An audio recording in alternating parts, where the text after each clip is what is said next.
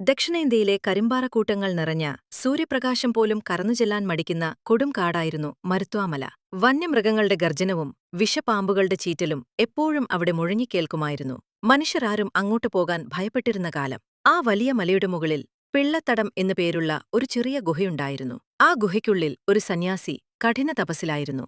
ശ്രീനാരായണ ഗുരുദേവൻ. ആഹാരമില്ലാതെ, ഉറക്കമില്ലാതെ, ലോകത്തിന്റെ എല്ലാ ബഹളങ്ങളും മറന്ന് അദ്ദേഹം പ്രകൃതിയോട് ചേർന്ന് ധ്യാനിച്ചു.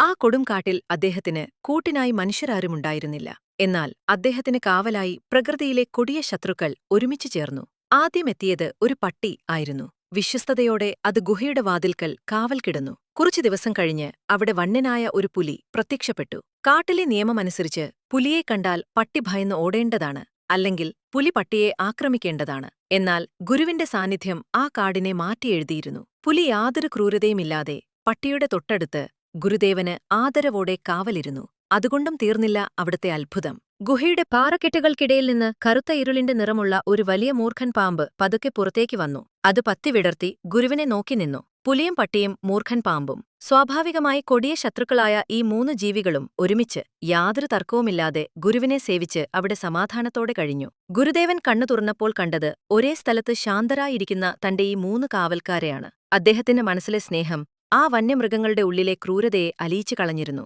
അഹിംസയുടെയും സമത്വത്തിന്റെയും വലിയൊരു പാഠമാണ് മരുത്വാമലയിലെ ആ ഗുഹയിൽ വെച്ച് ഗുരു ലോകത്തിന് നൽകിയത്.